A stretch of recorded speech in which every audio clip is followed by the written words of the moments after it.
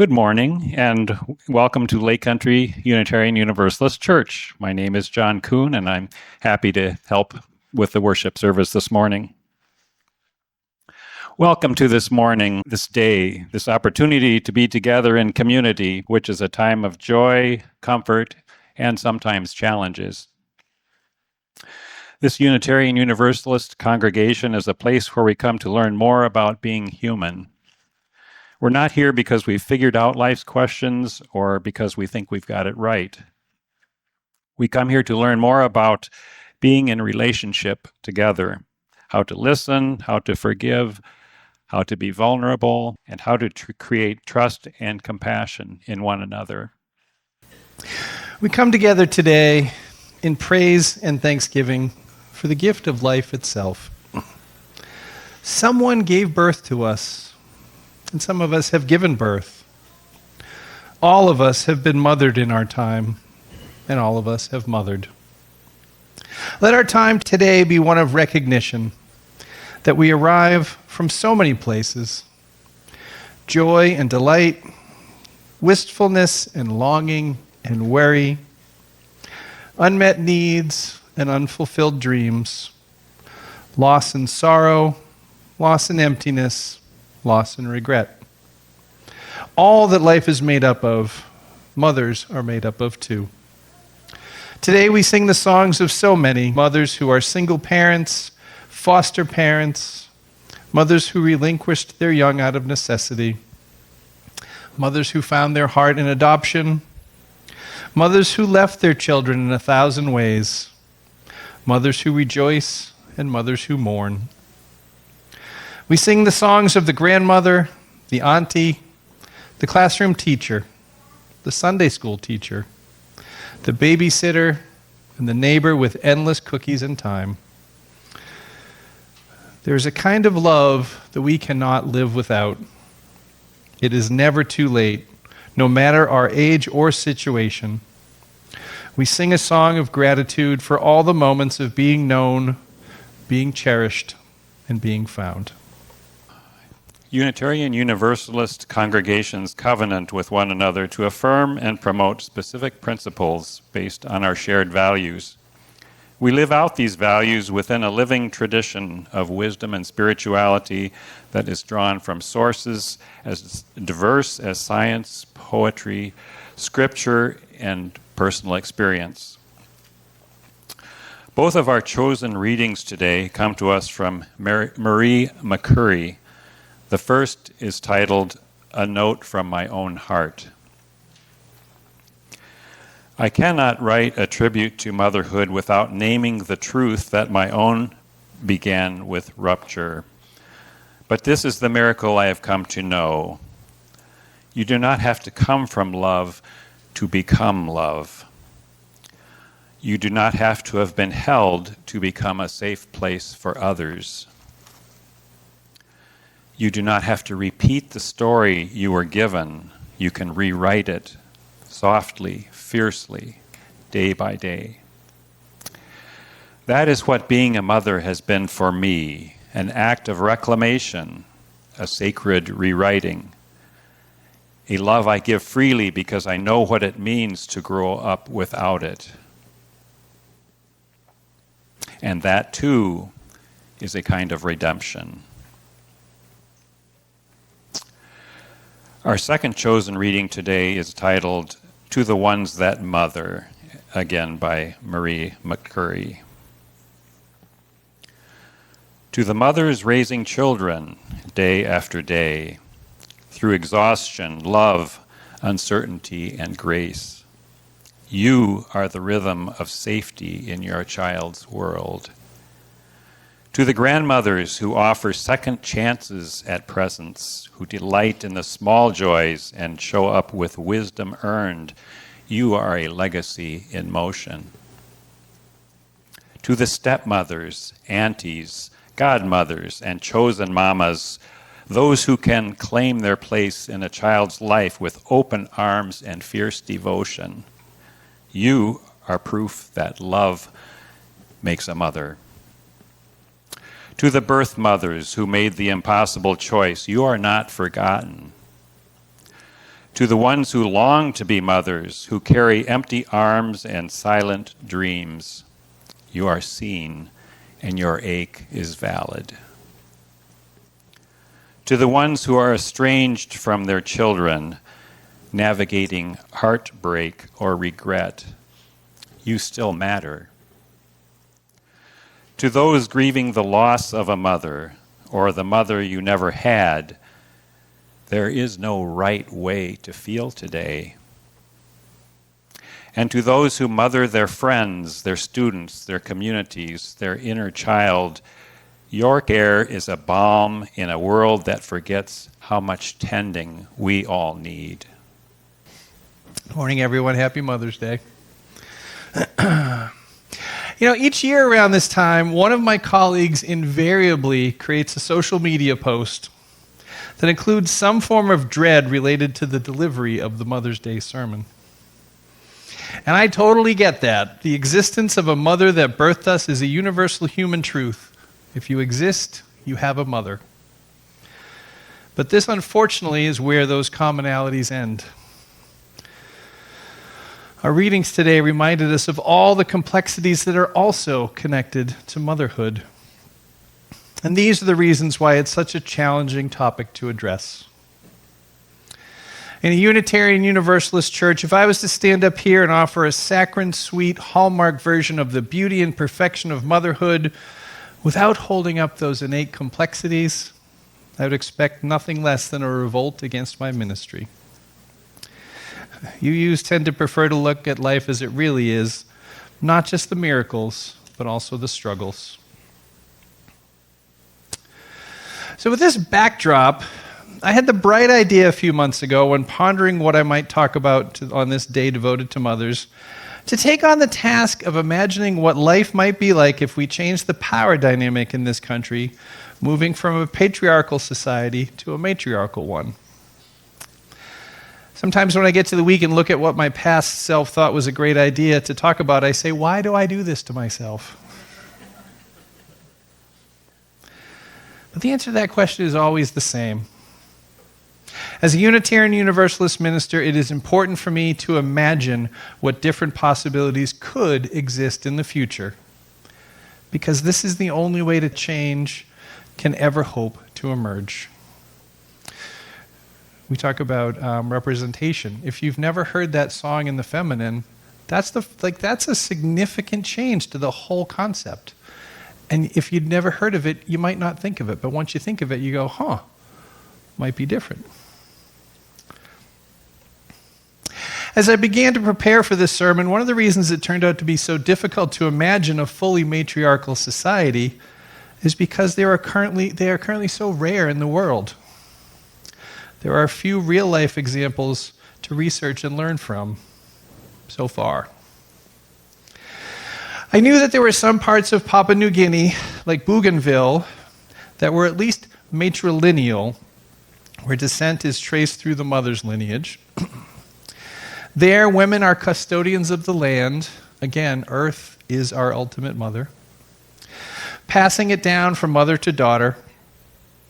And although women's voices are central to decision-making and they are often responsible for negotiating land rights and arranging marriages, this is sometimes done through male spokespeople.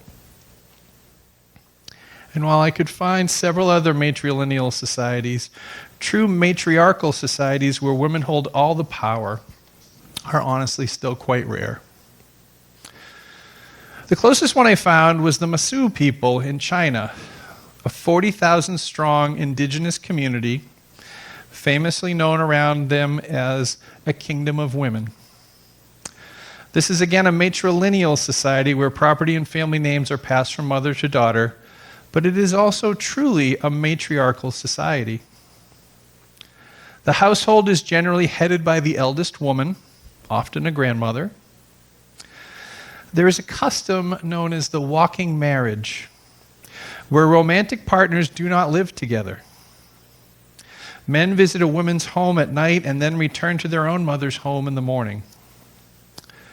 Children are raised by the mother and her family, and uncles play a crucial role in raising children, while biological fathers often have little involvement. According to NPR, this community often faces misconceptions that they are primitive or that women lord over men there. But the residents, if you ask them, actually describe their lives as democratic and completely respectful. So although patriarchal societies are currently the overwhelming majority in the world, there are examples that prove matriarchal societies can exist, and they do exist, and they can be very healthy. Other thought leaders are continuing to imagine what different societal structures might look today. An option that has been made available by the struggle and hard work of a lot of women that came before and actually made it so that possibility could even be examined.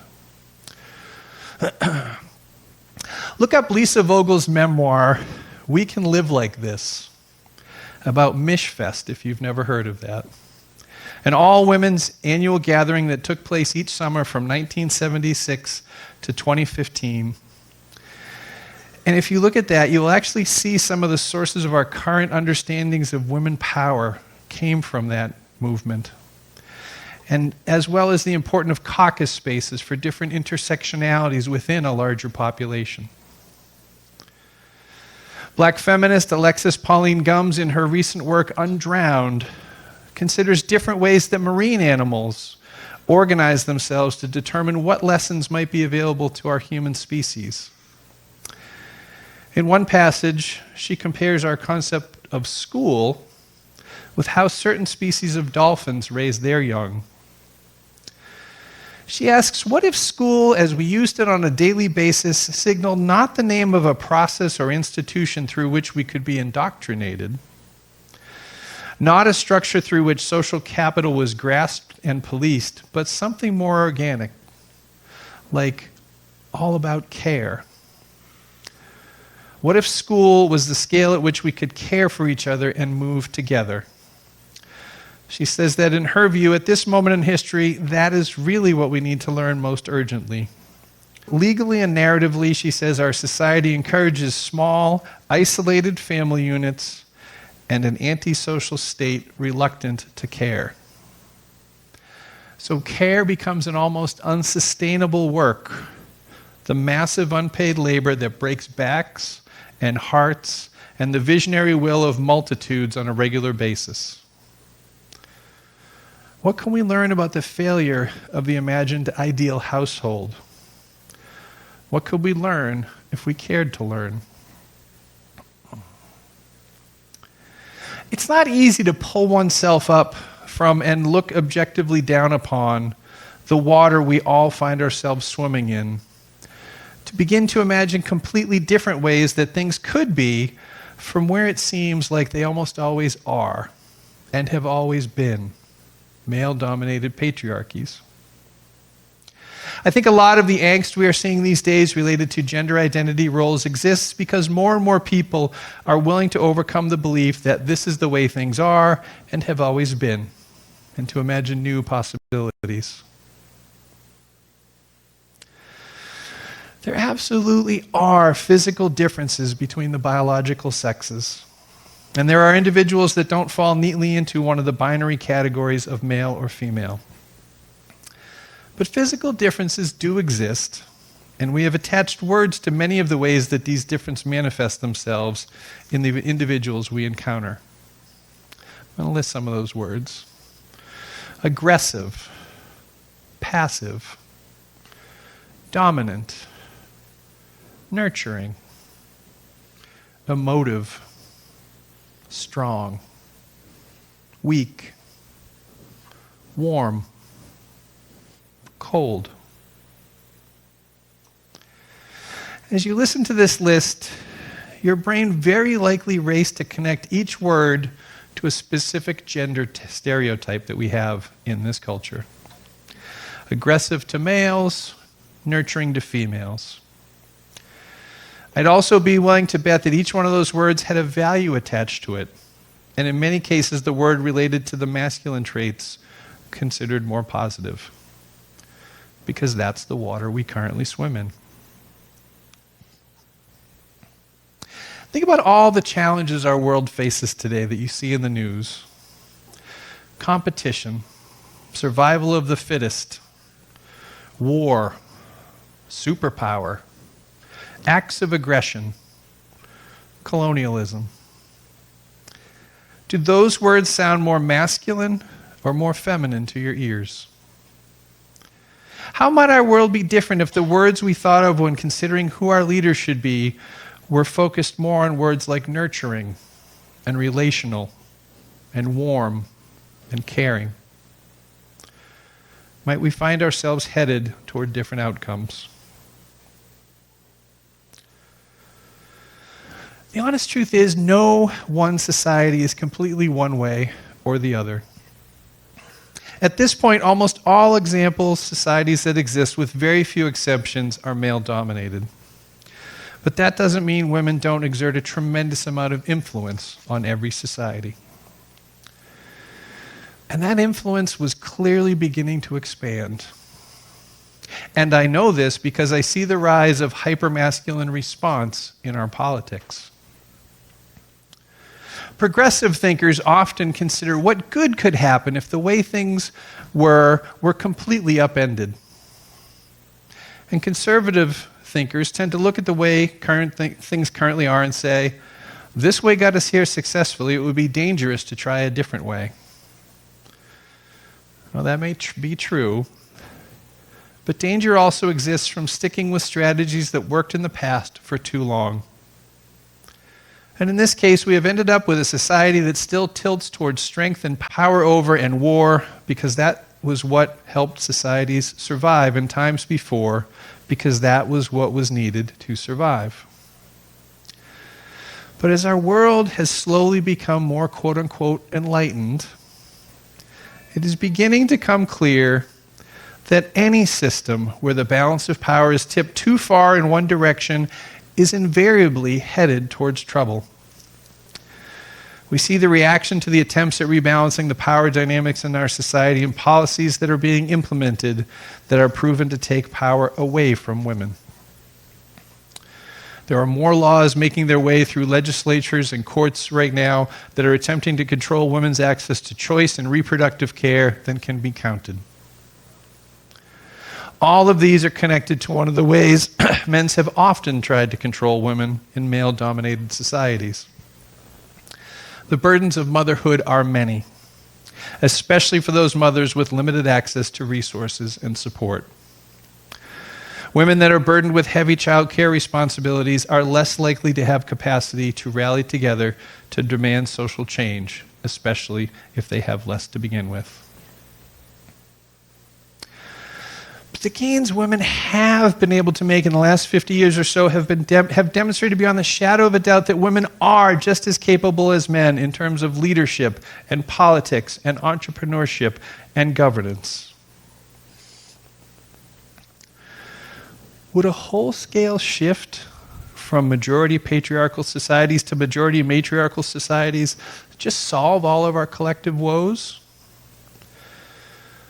There's really no way to know, because there's little history available at long scale to compare and contrast. But as our populations continue to grow, and as our collective needs change, we do need to remain open to imagining new ways things could be. The truth is, it is unlikely that no matter how many potential benefits that could be discovered in a move to a fully matriarchal society, it's just as likely that new challenges would actually emerge. Because any system that is tilted too far one way or another is always eventually going to find itself out of balance. And this is once again why I have pinned my hopes for the future on the promises inherent in my Unitarian Universalist faith. This faith was actually renewed 2 weeks ago during our service.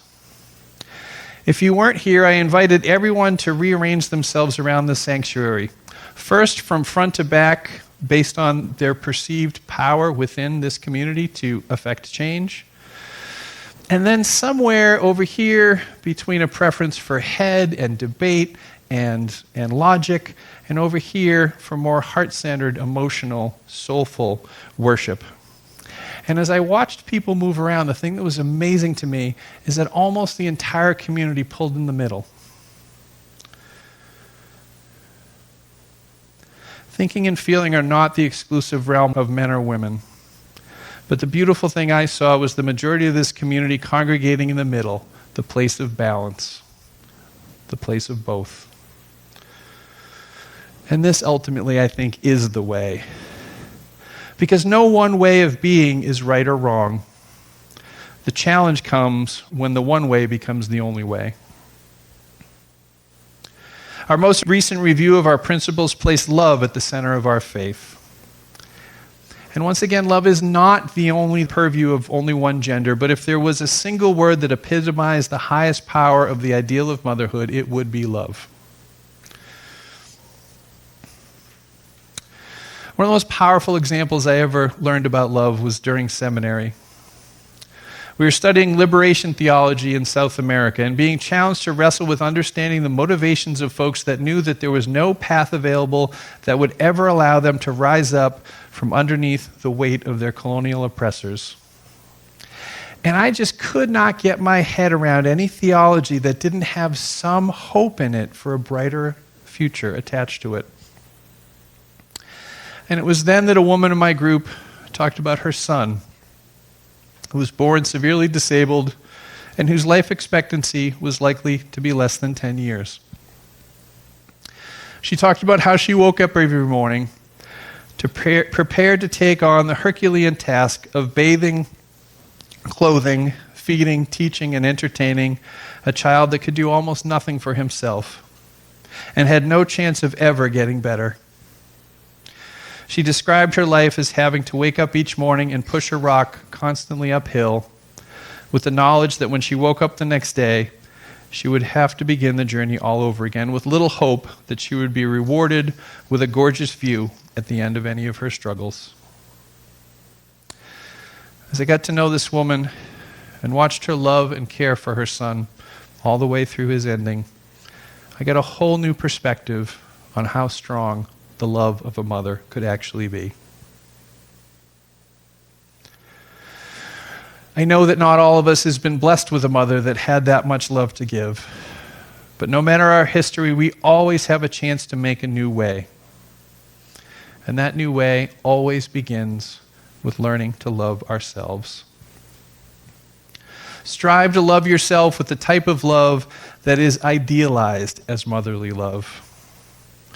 Love yourself no matter what. Love all of yourself, even the parts that you consider to be flawed. Because you are ultimately perfect just the way you are, and you are worthy of love just the way you are. We are all worthy of that love. Continue to keep love at the center of everything that you do. That is the only thing that has enough potential power to ever tilt the balance back to the center. Once you're able to say that you can love yourself unconditionally, then and only then should you begin to focus on trying to share that love with those around you. I don't know much, but I do know that our world can always use more love. And there is no more powerful love than the love of a parent for their children. Keep love at the center of your life. Strive to share that love. And men, if you hear or see things that seek to diminish love or the sacred feminine in our world, use your voice and your power to push back against that energy. A healthy balance between patriarchy and matriarchy is possible in this world. I know it because I see it struggling to be birthed in this community and in this faith and striving to bring balance to these energies. I think this is the path towards healing all that is broken in our world. Blessed be, may it be so, and happy Mother's Day to you all. Our closing words today are a selection from the Da Vinci Code by Dan Brown, because we are willing to find wisdom wherever we can find it. The ancients envisioned a world in two halves, masculine and feminine. Their gods and goddesses worked to keep a balance of power, yin and yang. When male and female were balanced, there was harmony in the world. When they were unbalanced, there was chaos. Let us leave this place with an intention to restore balance wherever we find imbalance, within ourselves, within our relationships, and within the wider world. May it be so. Beloved, I know Mother's Day can be a complex holiday to celebrate. I spent last week with my birth mother, who I didn't meet until I was in my mid-50s. And I will see my stepson today, who was raised by 2 moms. I know it's complicated, and sometimes it's not, but many times it is. At the bottom of it all, motherhood is about love. Go forth and mother the world, and mother yourselves. Spread the love. Be well.